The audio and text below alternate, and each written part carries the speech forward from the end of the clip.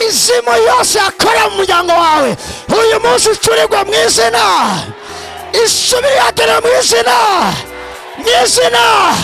guhera uyu munsi nacuye umwitegenzo, nacuye amahoro, nacuye umugisha, nacuye ibitangaza, nacuye umudendezo. Icyaguhama guhera uyu munsi kirangire ku buzima bwa mu izina, akira gukubita hasi bigatanya, akira intsinzi, akira umwitegenzo, akira kuboza umuryango wawe, akira kuboza abawe.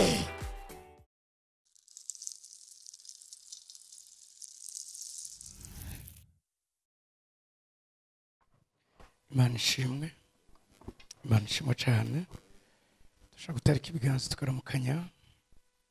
Haleluya. Tudatevye nkuko twabivuze ku munsi w'ejo, dushaka banzanira amavuta yerayo yakeneye hafi yanjye nyine, hanyuma ndagomba ndakubwica tugiye gukora uyu munsi.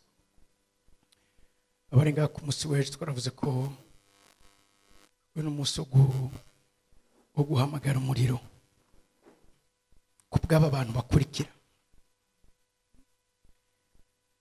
Twaravuze ko igicaniro ni ico kintu gishobora gutuma le divin canke the divinity ivy'imwemu bishobora kugaragara ngaha, ubuzima bugaragara. Nta yindi mwaye yindi ihari, ibitaboneka bishobora kugaragara mu biboneka hatabaye ibicaniro.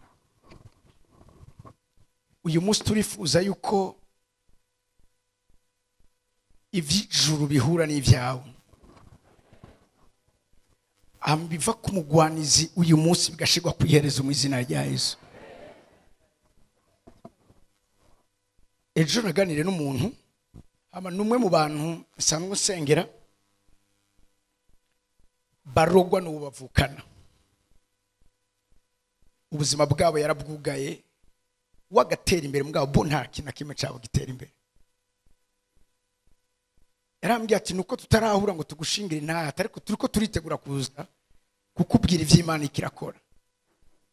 Ati umunsi uza muri Debora, umunsi wa mbere utangwa kuvuga ibijyanye n'ibicaniro, waravuze ngo hariho amade yagiye kuba, hariho ibiriyo bigiye kuba bidasobanutse, cyane cyane ku bantu bugarije batumye ubuzima bwawe buzingama. Ati ku munsi ukurikira uwaturoga umugabo we yapfuye ataguhaye, ako kanya atangura gusubira hasi. Atubira dutangaza ati kuko ari no kuturamutse ntiyaturamutse, atari ko ubu c'est comme si umengo ari karashaka kugaruka. Nambye ni muraraba neza ariko mandanye umusenga, nta numwe yashobora gukora, ariko baratanguye kuronka ubuzi. Nizera ko nibindi bigiye kubandanya bigenda neza. Juste ku munsi ugira kabiri doje kuvuga ibijanye n'ibicaniro. Impamvu si yindi nuko haci ijambo ry'Imana bivuga ko ndasoma umurongo umwe gusa, umwe canke ibiri, mugabo tadusenga gusubira mu vyagezwe igice ca 18. Mumvise programme ngoma ndabe programme ivyo tugiye gukora. Ico gituma ivyo turiko turavuga biraba buri muntu wese ari ngaha, parce que Satani yari yarangije sinimwe nabikoze, ariko yari yarangije ku buryo agira umu ambassadeur, agira umu agent yarimanta igicaniro cyo mu muryango wawe. Ari navyo bituma uri kurabona ivyo uriko urabona. Usubira mu vyagezwe 18, turasoma gwera ku murongo w'10 gushika ku murongo wa 13. Nkuko namandiko ndabivuga, mwuguruka amaso mumenye ibiriko biraba. Ushaka kumusomera? Muri mwebwe ntihaze habone ku muntu atanga umwana we w'ikimazi. Imana iravuga ngo nimwamara kugira muri ico gihugu n'abasezeraniye, igicumye ndabaye ivyo bihugu cyangwa icume ndabaye ico gihugu Imana atanze cyane kirimo abantu. Muri mwe vyatumye Imana yanka abantu bari bahari, suko Imana yankana nuko abantu bakora ibizira. Iki Imana yita ibizira. Ibizira niki? Ni ivy'ubupfumu. icyatumye ayo mahanga ndayirukana ni kubera bakora iby'ubupfumu. Nta munsi n'umwe mu muryango ashobora kuba harimo ibintu by'ubupfumu ngo aho hantu Imana yumve ko yohahezagira. C'est impossible. Rero hano Imana iravuze ngo nimwamara kugerayo namwe ntihazagire umuntu mubi wanyu, ntihazagire umuntu n'umwe. Aba nibo bantu uyu munsi tugiye gushira ku gicaniro uyu munsi, parce barahari mu miryango yacu.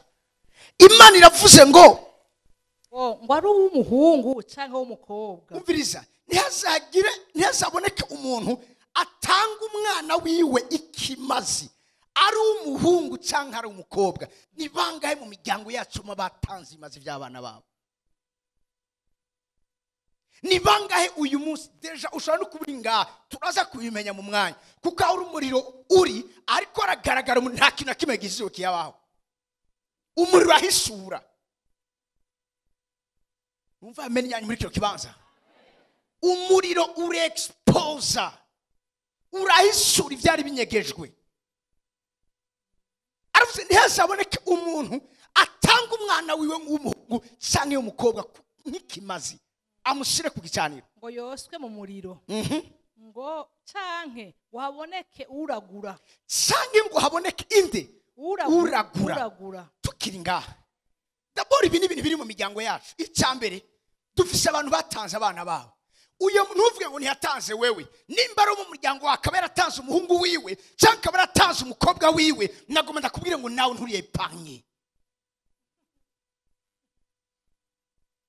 Numva amenye muri cyo kibanza. Nico gituma igihe nkiki ubwirizwa kuguruka amaso, ubwirizwa kugira la sainte colère. Nta muntu numwe abo bantu batanze ibyo bimazi nibatihana, Bibiri ivuga ngo ntibakabeho, kuko abantu nibabaho mu miryango yacu tuzokwama igihe cyose tufise amamenasi. Ngo haboneke uragura cyangwa utera amabara, ngo cyangwa umupfumu, cyangwa umurozi, komeza, cyangwa umwambuzi, cyangwa soma neza, cyangwa umwabuzi. Umwabuzi, aba spiritist. Listen, umunsi umwe nahuye n'umutama ahantu mu butwe. Uyo mutama yarapfuye, kandi ari umuntu wo muri mwishengero, mumbabarire, yari mwishengero rya Anglikani mu butwe. Ndabivuze none murambabarira, nta kundi ni nta. Uyo mutama yarafise ikintu cy'ubupfumu. Urazi hari ubupfumu umengo n'ubupfumu bw'igisirimu. Abantu basukupfuma ariko abantu bisiga zangwa zera bakajegeza ibintu. Hari umuntu akuraba mu kiganza akakubwira ngo ndiko ndabona iki giharuro, iki gisigura iki, ubuzima bwawe bumeze gute. Uwo mupfumu biga mwirirwa muri ko muraraba horoscope. Uyu munsi ho vyeruye baske batanga amanumero y'abantu bakeneye kumenya ngo bazobana, bakeneye kumenya ama destiny yabo, bakeneye kumenya burya n'ubupfumu. Facebook umunsi asigara ubupfumu. Uratanga izina ryawe bakashobora ngo umuntu ameze guta uzohura n'ibi bintu, burya n'ubupfumu. Uyo mutama arampamagara arambaza, musore bite ni sawa? Ndamwe ni sawa. Arambwira mbwira amazina yawe. Ndamwe nitwa Sibomana Kevin. Asubira ngo mpibiganza byawe cyanamuha. Atarura ngo sinababwiye ngo igiharo cyawe ngo ni 5. Ngo 5 bisigura ngo uri umuntu akomeye. Ngo 5 bisigura ngo uri umuntu atishaka mu buzima. Ivyo yavuga c'était vrai. Mugabo munyuma niho nagiye kumenya kari umupfumu. Kandi yasengera mu ishengero rya Anglikani. Ngo yavyigishijwe n'abazungu baje hiyo. Abantu nkabo birivuze ngo ntibasi baboneke mu miryango yacu.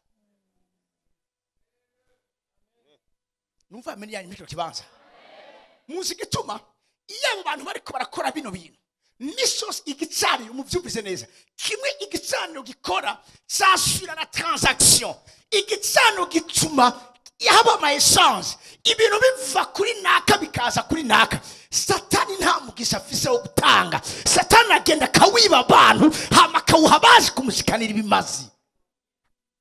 Nico gituma usanga bamwe ngo niwe wenyene yatunze mu muryango, niwe wenyene yafanikiwe mu muryango, niwe wenyene yahuye n'ibi mu muryango, kubera ikabandi situ umviriza abana abantu tugiye kudiringa nabo ino somene abantu baseho barafise abagore babiri ugatusanga abo ku mugore umwe nibo bonyene bamerewe neza ariko abo ku wundi nta numwe yigeze avyura umutwe barahari ngaha musiki bacabaye aba mama barazi ivyo bakora arazi kungene abiwe baduga abundi bakamanuka Pasika amaze kuba abagore babiri ntibakundana iba babe ntibakundana naseka wari umugabo ngo bose arabaye cyo bashaka ntibashobora gukundana kandi hamaze kuba ugwanko hamaze kuba isari aho hantu haza ubupfumu umurozi ninde umurozi n'umuntu afite inzigo nigituma abantu baruga nigituma abantu batanga ibimazi nigituma abantu bankana yamaze kuba amasari pay attention uyu munsi bino mu ishengero ugatangura kubona atarukundo rugihari abantu batangura kwagizanya ubupfumu ndazi cyumba cy'amasengesho cyasambuse gutyo batangura kwagirizanya uburozi umwe aravuga ngo bansengera inda zose ntwara zikoroka kubera amasengesho bansengera kubera iki amashari inzigo uyu munsi byaje mu nzu y'Imana umuntu muri icarana hari abantu batanakiramukanya kugira ngo arandoga urazi iyo wihenze ugasanga sivyo buryo ubikweze ubihamagaye hari ikintu bavuga ngaha komeza umvirize Mose canke uje guhamagara imizimu cyangwa uje guhamagara imizimu canke umumenyi canke uraguza imizimu hari ikintu ushaka kuvuga murambabare abantu basaba beranda ngo basenge muba muri ko muremvuka imizimu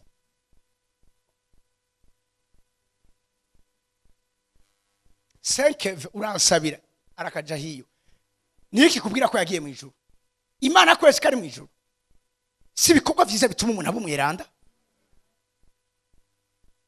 murazi abantu nembabwira ikintu kimwe mu byo twamatiko turahura navyo ma deliverance hari ibintu bibi icambere arico bita intezi canke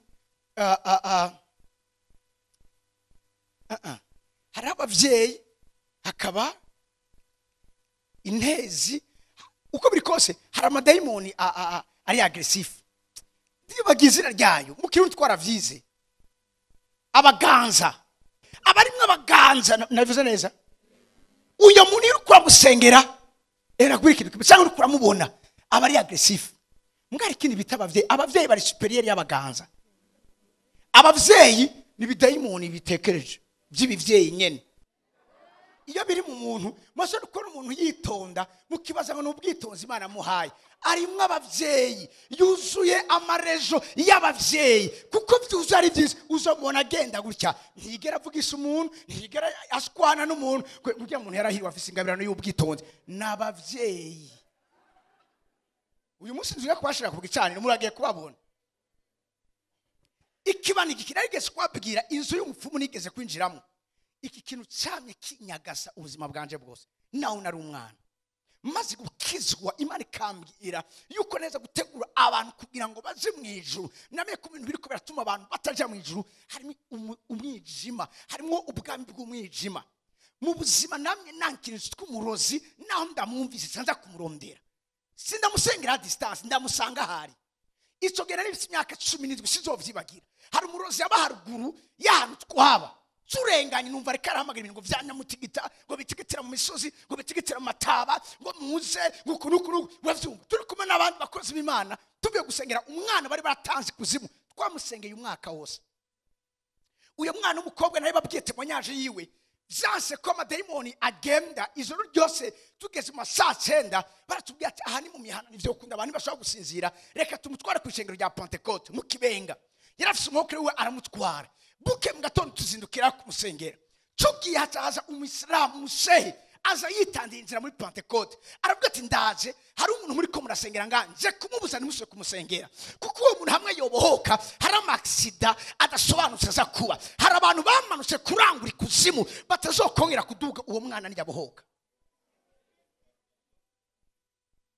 aracubwira ngo hari abantu uyu munsi bariko barategeka babategetsi bariko bategekesha ivyo baboheye muri umwana hamwe yobohoka ibintu bizoba mwe ntavyo mushaka kwitura umushe kwinjira muri Pentecote izo zinacyari gitangaza yamenye gutwara umuntu ko turasengerayo tuvuye kumusengera niyo twasa aho hantu bwira abo twari turi kumwe uyu muntu wumva yari karavuga ndabwo ni twinjire turabe baravuga ati aha wewe twashoka twinjira gute mutamperekeze genda jenyine cyo kumva umuntu ari karagira incantation ari karazirika ubuzima bw'abantu ndaza kuberekera mu migani 11 havuga wene igisagara gisigwa hejuru n'amajambo meza y'umugorozi ngo kandi kikongera kikaba renverse n'amajambo y'abantu babikoresha ibicaniro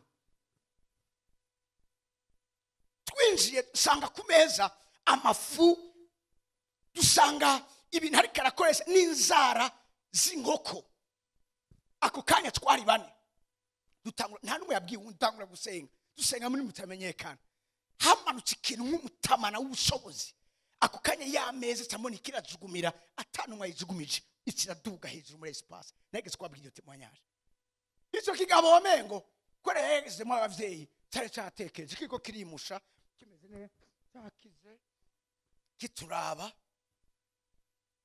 hamasinye tugiye tumushaka ikiganza babavyeyi sasa bahuye n'umuriro baca bacika abaganza kica kirataruka wa mugore agira ubwoba atarirukanga arinyegeza bene data narababwiye ubu niyo masengesho mfise muri no minsi ndakeneye ko no mu ishengero ry'Imana habaho abasore bakomeye cyoge twari duhungu duto tumenyereye kwisonzesha hewe afashe gute yaraduza hejuru umuntu wejya arekuye amenga atereye agatenesi afata imeza yahitira nk'utereye akantu gasanzwe twavuye muri iyo nzu twirukanga kica kirasara kiramenagura ibintu atasura agaruka ahamagara abavyeyi ataracegeranya atacinjiza mu cumba ataramanuka yari afise ishapure cyo gituma nimukangwe n'abantu ngo abanyedini simvuze mu byumvise neza mutamvugira ibyo navuze yari afise ishapure atarahaze ngo nomwe muri bandi nitwe turabakozi b'Imana ngo mwagenzwa n'amaki kwagenzwa no gutabara uri kurica yari karamwica habaze ngo abavyeyi nabo kugutabara baraza bamaze kuba muri wewe bica byinshi bonona byinshi abana bawe bakazokwiga bagapfa bagowe bariza amashuri warisha amafaranga menshi umwana akaja mu rugo akaba yuguruye uravyumva umuriro udahera ngaha muri nosi bese bakagira n'amadegu bageze muri izongo embabwira ikintu kimwe satani arabesha abantu mu vyatanga nta mahoro arimo nashaka guha ayo mafaranga azoyaguha ariko yanke kuyajya azoguha kubaka amazu menshi ariko yanke kuyaryamamwe wa muri kurarara hariya muri yama senga bama bariko baratubwira bavuze ngo mu miryango ya ikintu nashaka mu vyumvirize abantu ntibabwirizwa kuhaba ntakaboneke umuntu atanga umwana ntakaboneke umuntu aragura atera amabara umupfumu umurozi umwabuzi cyangwa uja guhamagara imizimu mbabwira ibintu bimwe ndababwira hari abantu batazi ibyo bakora mbwa by'ubupfumu warabuze wawe ukunda ugatugenda hariya kuri cimetière ugatugenda ngo urumva ngo uri kuramuvugisha ngo remo nivyo remo no sonja memo niko bavuze ntibapfuye arakumva iyo ugiye ukamubwira yarapfuye uri kuragira ama incantation uri kurahamagara imizimu si wazoza bese bamabari ngo ze gituma nihangana ngo umugabo wanje ngo mpora ndamuvugisha ngo kandi ahora ngendera mu ijoro ngo akambira ngo wihangane nje gituma nifuza abandi bagabo nje gituma nifuza gusura kurongogwa listen iyo ni mivumo ni mizimu ni ntezi numva amenya yanyu muri kiro kibanza mwavyumvise rero nico tugiye gukora uyu munsi niyo ntambara y'ibicano tugiye kugwana nta byinshi nkeneye kuvuga naronse umwanya wo kwivuga ko muri kindi gihe nzogaruka Imana shimo cyane haleluya narabwiye mukuri analyse ho bari mwo muri aba bantu deje kudondagura umwe mu muryango wawe nimba bahari biragukonsera Imana shimo cyane bira kuraba bari umuntu rero yawe bira kuraba ariko ikijyoshe tugiye gukora uyu munsi nikibe Paul avuga ngo niyaboneka ivyabona bibiri canke bitatu c'est à fait sera réglé amen nihaboneka ivyabona bibiri canke bitatu nico tugiye gukora uyu munsi kuko abantu batanga abana babo listen umuntu arinze atanga umwana wiwe uzigituma Imana bibuza nuko abo bantu babashoboye kuranforce igicaniro bigoye kungene shobora kukiranversa nabwiye kungene umwami w'abanyamuwabo yatanze umwana wiwe ako kanya igitero cya Bisirayeli kigasubira inyuma kwera juste atanze umwana wiwe n'uyu munsi birashaka kogwa aba bantu mubona mu miryango yacu ari bigugu wibaza ko ari kubera ibindi ajya n'amayife y'ibicaniro.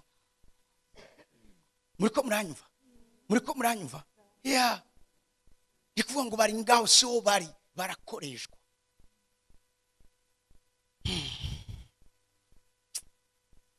Man tubabarire.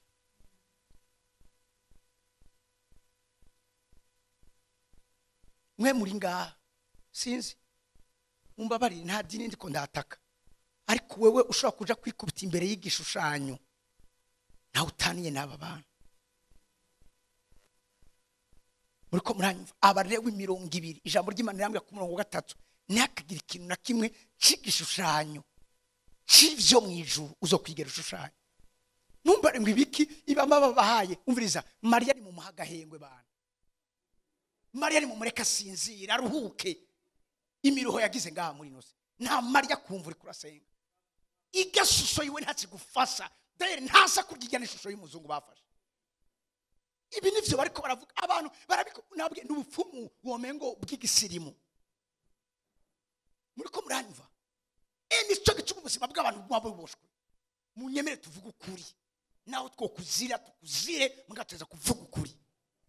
Nta gishushanyo na kimwe na n'umusaraba, nta musaraba ngo barawuhezagiye nabari jewe nawuhezagiye, nta mpamvu yo kubikubita imbere. Ico ni kigigwamana. Muriko muranyumva uyu munsi abantu bese ngo ni muri amadini yake n'aya madini swa kari charismatique ari évangélique araba amagizi have nawe inse emeze uyu munsi badora abakozi b'Imana. Ayo mashusho abakozi b'Imana mu manika mu isengero. Umuntu agasanga ngo dati so ndamusanze ariko reka ni connect kuri ndakwingize reka kuraguza, reka kugira abantu bigirwamana. Umvisho tukubwira uyu munsi mwase abizwa ngo abavugishwa muri kino gihe baremvoka abamarayika. Bibiliya avuga kino kintu ntimugahamagare ntimugasusa niyakagira ikintu na kimwe cy'ibyo mu ijuru. Nta mumarayika umumarayika ntacyo afise gukora. Ugasanga naraje ngo ndahamagaje abamarayika ubahamagaza nkande wewe. Umumarayika ntiyemera ko bamuhanda kirute. Ugatumva abantu ngo ndahamagaye muhemu z'abavugishwa zibe hano hangira ngo shobore kuvugishwa. Abantu bibaza ngo ubwo n'ubuvugishwa iyo ni mizimu. Ibi nibyo bagiye gukora ba Sauli baza kuzurande Samuel ngo azabasobanurira ibintu. Reka guhamagara abantu bapfuye. Ibyo bakoze turavyubahiriza mugabo reka kuja mu bupfumu utazi. Ebabwire hari uburyo bwinshi mu bupfumu. Hari abakora ubupfumu babizi, hari n'ababukora batabuzi. Uragenda ndafise umumama nigeze gusenga yamagera misosi ku kaburi. Mama we yari yarapfuye kandi barakundana cyane, bari baratashe cyane. Igihe tusagiye kwa ku kaburi gukoresha imvayi wiwe yaramubwira ati mama mugabo wibuke ibyo wansizemo, wibuke ko wasigaye bato yabanje nagira ukungene babaho. Avuyeyo ngo yagira amashance mu buzima bwiwe. Yase yumva abantu mu telefone yamurukira amahera, yacabona ikintu cyose akoze kigenda neza. Iyo amazi imisi atazayo ngo yahura n'imikoshi. Namugene ho n'umuzimu mugenda rutazi. Hari abantu bagendana imizimu y'abapfuye bari ngaha uyu munsi turagiye kubibona. Muriko muranyumva nawe yamagwaye yamafise ikintu cy'igisate yama misosi arusha yama muri massage nta kintu kimwe kigira kivamo. Kugeza ubu sinamubwiye numvirize wewe uyu munsi ngoma ndagusengere bijya bintu muri kwaje gukora ubihagarike. N'uyu munsi yarabohotse akorera Imana. Muriko muranyumva kado yifuje kuma yarashaze kunjana hanze ngo kubera ikiza namukoreye mugabo atazakunjana hanze mu buryo budashobotse ngo nzogende kuvuga muri ambassade ko ngo papa wanje ngo mama wanje ngo yamvyaye bamufashe ku nguvu mu ntambara. Muri umutunga azoca vyumva. Ivyo navyo nibindi bintu ibaza ugiye wisha abavyeyi bawe hama nguzomererwa neza gukora vize yukubanza kwica umuvyeyi wawe. Bene data reka ubwo bupfumu, reka ubwo bupfumu. Murambabarire reka dusenge sivyo kuko iyo ngeze kuvuga ibintu nk'ibi ndabivuga numva fise une rage, numva ndabifise sainte colère kuko birambabaza kubona abana b'Imana Yesu yahaye ku experiment ubugingo busagutse uyu munsi ari bari bakabwera ari bo aribo bama bari nyuma muri vyose birambabaza. Samura gwabayeho nk'umuja. Yesu ashimwe. Ndashaka gusenga. Listen. Zana yama prozai.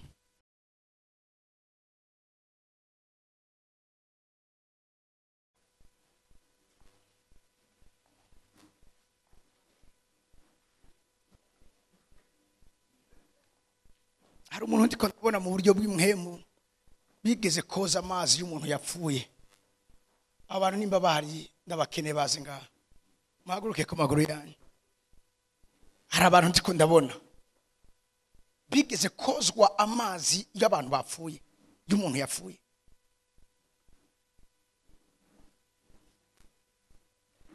Navuze ngo mahaguruke ku maguru yanyu mwese.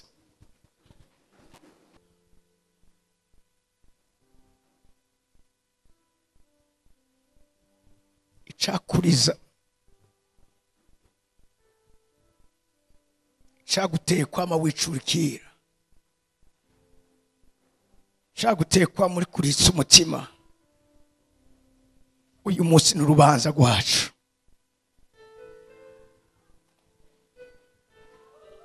Unamika amaso yawe. Ndaza kurengana nsengera abantu, ariko wibuke ko ari ibintu wasanze mu buzima bwawe bikugwanya. Ndashaka uyu mwanya tumanura umuriro. Ndashaka uyu mwanya tumanure umuriro. Muraza amasengesho twasenze ku munsi w'ejo. Ndakene twongere dusubire dusenga ya rutajya twasenze. Umvise abantu batabwiza kuba mu muryango wawe. Umvise abantu batabwiza kuba mu kibano cyawe. Tugiye kugwana n'iyi myuka y'abantu bose bagira aya incantation, abantu bose babagara imizimu, abantu bose batanze ibimazo by'abahungu babo n'abakobwa babo. Hari n'abatanga abagore babanje bagatanga abagabo babo. Ndashaka uyu mwanya tuzamura amazwi yacu. Turagiye gusenga Imana.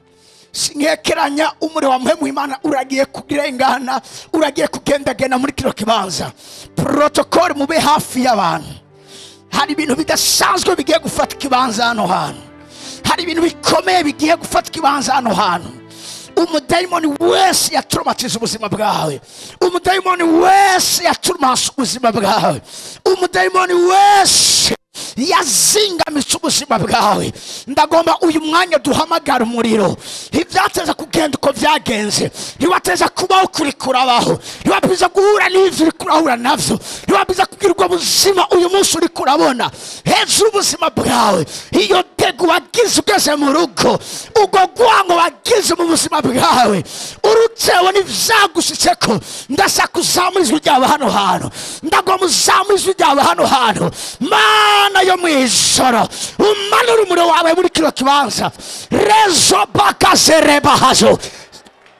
Fata umwanya wo gusekana, fata umwanya wo kugwana, fata umwanya wo kubarura kigongwe ku myuka mibi yose yateza ubugumba ubuzima bwawe, ku myuka mibi yose yateza ubugaragwa ubuzima bwawe, ku myuka mibi yose yatumye atakintu na kimukora ngo kitere imbere. Wa muri kurakutira, wa muri kuravura, wa muri kuratoragura imisigazwa ibyo vyagenewe ubuzima bwawe.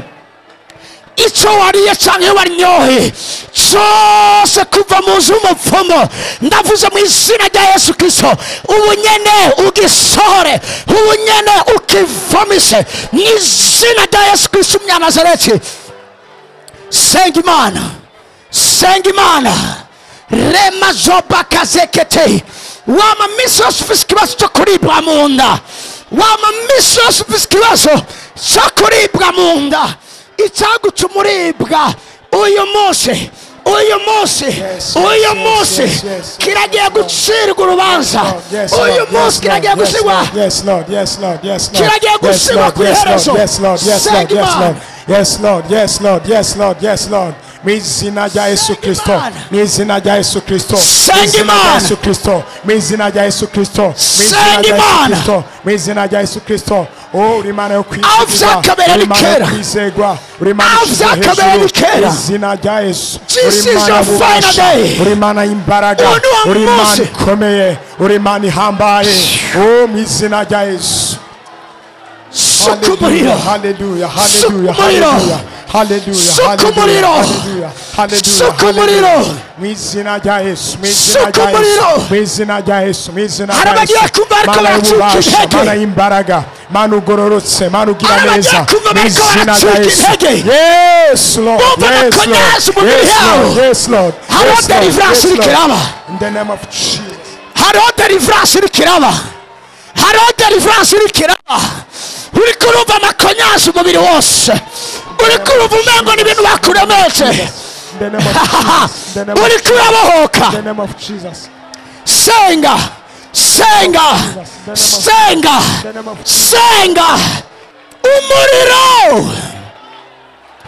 umuriro utwika, umuriro utongora. Uvuguruze imvugo z'abarozi, uvuguruze imvugo z'abasatanisi, uvuguruze boka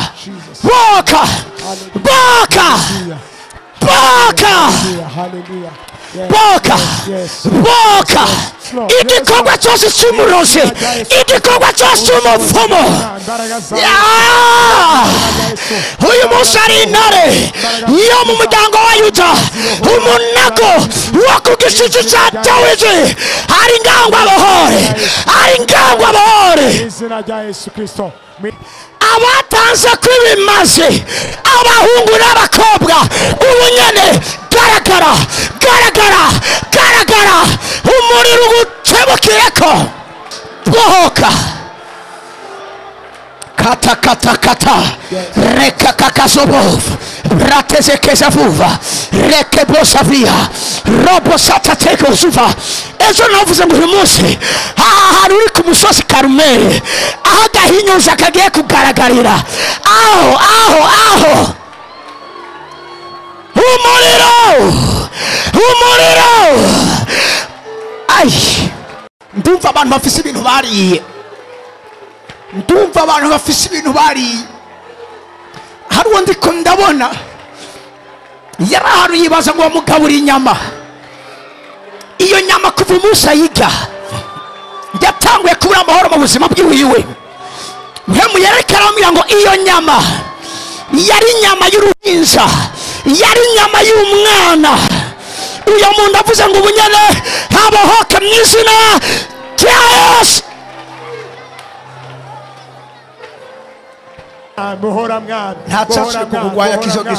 In the name of Jesus. In the name of Jesus.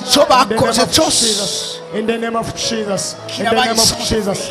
Mizina Jais Christo. Mizina Jais Christo.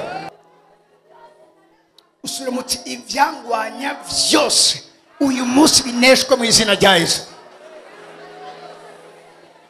Ivyahora bimpama vyose uyu munsi bineshwe mu izina rya Yesu.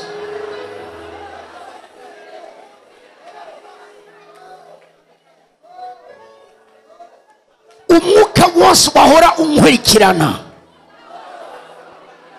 yaba mu muryango kwa papa cyangwa mu muryango kwa mama, uyu munsi ucira urubanza mu izina rya Yesu.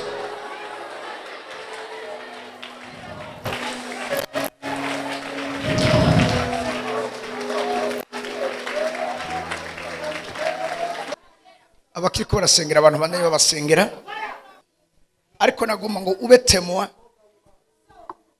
wa biga bintu vyose wasanze uri kuragwana navyo. Ndashaka kugenda ubayitemwa yuko tubituriye, ni acte prophétique dukoze. Amen. Yuko Imana ibirangije ku buzima bwawe, ugiye kwinjira mu masezerano yawe ataki na kimwe kigufashe mu izina rya Yesu. Haleluya, haleluya. Murabyizeye? Murabyizeye? Yes.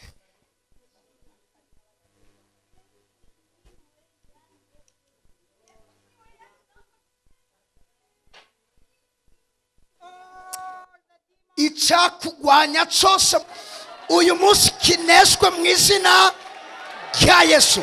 Gicirigwa urubanza mu izina rya Yesu. Icyaguhamagara uyu munsi kirangire ku buzima bwa mu izina. Ntihakagire umurozi abaho mu muryango wa mu izina. Ntihakagire umurozi abaho mu muryango wa mu izina. Ntihakagire umurozi abaho mu muryango wa mu izina. Iby'abapfumu birangire ku buzima bwa mu izina. Mu izina. Imizimu yose yakora mu muryango wawe uyu munsi icurirwa mu izina. Isubire yagera mu izina. Guhera uyu munsi nacuye umwitegenzo, nacuye amahoro, nacuye umugisha, nacuye ibitangaza, nacuye umudendezo mu izina.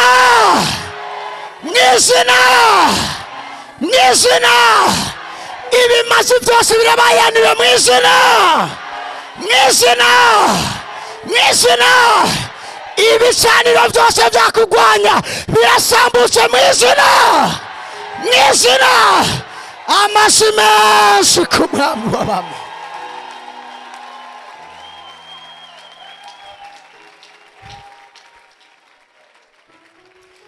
Ugiye kwinjira amasezerano yawe mu izina rya Yesu. Narivuze ngo ugiye kwinjira amasezerano yawe mu izina rya Yesu. Ugiye kwinjira mu byawe mu izina rya Yesu. Ugiye kwegukira ibyawe mu izina rya Yesu. Ugiye kugirirwa neza mu izina rya Yesu. Akira ubugingo busagutse. Akira amagara meza. Akira gutera imbere. Akira kunesha abansi bawe. Akira gukubita hasi bigatanya. Akira intsinzi. Akira umwitegenzo. Akira kuboza umuryango wawe. Akira kuboza abawe. Amashyi menshi ku mwami w'abami.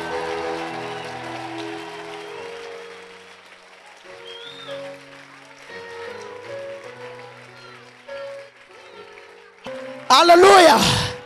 Ibyo barungise byose bibasubire ko mu izina rya Yesu. Ibyo barungise byose bibasubire ko mu izina rya Yesu. Ibyo barungise mu nzoka bibasubire ko mu izina rya Yesu. Ibyo barungise mu mbeba bibasubire ko mu izina rya Yesu. Ibyo barungise mu bitega bibasubire ko mu izina rya Yesu. Ibyo barungise mu bihuriko bibasubire ko mu izina rya Yesu. Bibasubire ko mu izina rya Yesu. Uzofuzobaho. Wamamaza ishimwe ry'Imana yaguhamagaye mu izina rya Yesu Kristo. Ikinogo bakwimbiye bakigwemwo, urubanza baguciriye abari bo bibabako mu izina rya Yesu Kristo. Mu izina rya Yesu Kristo. Ibyo bagutwaye byose bigaruke. Ibyo bagutwaye byose bigaruke.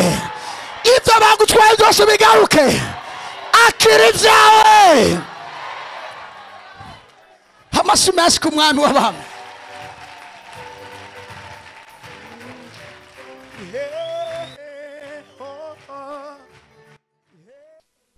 Urazi ibyo twokora byose, nimba utarakizwa bigaruka handi nyene.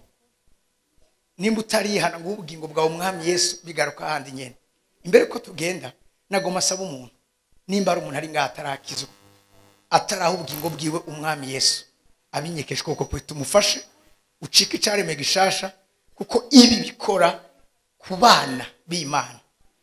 Kuko ataraho Satani aguma gufise ko tohite pasiko bukiru wiwe gukizwa niki nuko wihana ugahindukirira Yesu, ukaturisha kanwa kawe ko Yesu ari umwami mukavyizesha umutima wawe. Rero uwo muntu atarabikora ari ngaha ndazaje benshi ko mumvise kuza gusengera abantu ariko binyekesha kuboko. Ntugende utakiriye agakiza, ntugende utakiriye ubugingo budashira. Binyekesha kuboko kwawe nimba uhari. Yesu agwezagiye, Yesu agwezagiye. Ninde wundi atarakizwa baracariho ni benshi. Binyekesha kuboko kwawe. Amen. Ibi twese twarabikoze. Ibi turiko tubikora, turiko twirukana amadayimoni kuko twimuriwe mu bwami buri hejuru y'ubwami bw'umwijima. Nico gituma dukora ibi. Imana iguhezagiye. Hari abandi bataragira, mbinyekesha kuboko kwanyu.